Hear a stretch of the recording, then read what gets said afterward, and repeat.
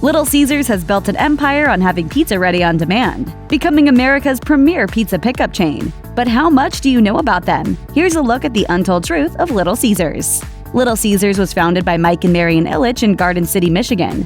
It was a huge risk, as the couple spent their entire life savings opening the doors to their pizza place on May 8, 1959. Luckily, it paid off, and in a big way. The first day, they sold 49 pizzas, along with other non-standard options like fish, hot dogs, and chicken. Within 3 years, Little Caesars had already been franchised. As a franchise owner, you'll find out firsthand how much fun you can have being your own boss. By 1982, the chain was big enough that the couple was able to buy the Detroit Red Wings. And in 1992, they bought the Detroit Tigers. Not bad for a little mom-and-pop organization. The Little Caesars empire doesn't just include sports teams, though. It also boasts a mushroom farm? What the f*** does that have to do with pizza? Okay, here's the deal. In 1969, Little Caesars opened its 50th location, and by 1971, they were looking for ways to make sure their restaurants were getting quality ingredients. The solution? Little Caesars Mushroom Farms, Inc., which allowed them to grow, package, and distribute mushrooms to all their locations without using an outside vendor. It worked so well, additional products were added, and it gradually became Blue Line Food Service, providing fresh food to companies in the US and Canada.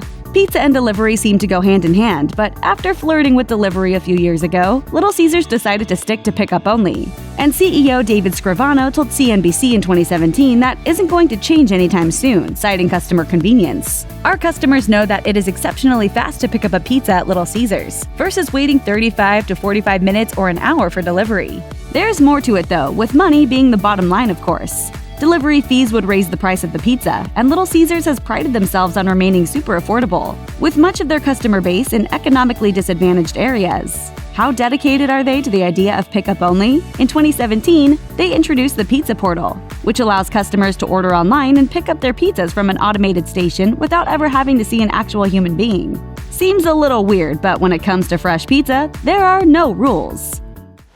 No calling? No waiting?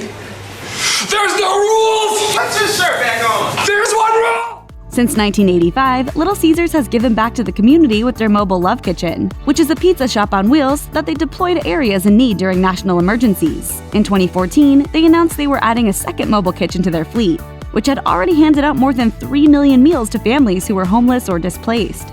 That's just part of the legacy of the chain's late founder Mike Ilitch. When he passed away in 2017, it was revealed that besides giving millions to local charities, funding college scholarships, youth sports leagues, and giving free sponsorship to Detroit's ailing industries, he had also secretly paid the rent for civil rights champion Rosa Parks for 11 years, from 1994 until her death in 2005.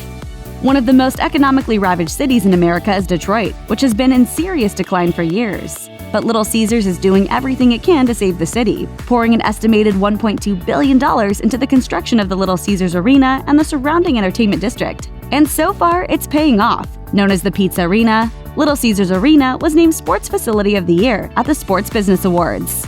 Not everyone in Detroit is happy with Little Caesars though, and in 2017, they were sued over pizza that was labeled halal, meaning it was prepared according to Islamic law. According to Dearborn's Mohammed Bazi, the pizza was labeled halal but wasn't, and it was only after he'd eaten some of the regular pepperoni that he realized he'd eaten pork.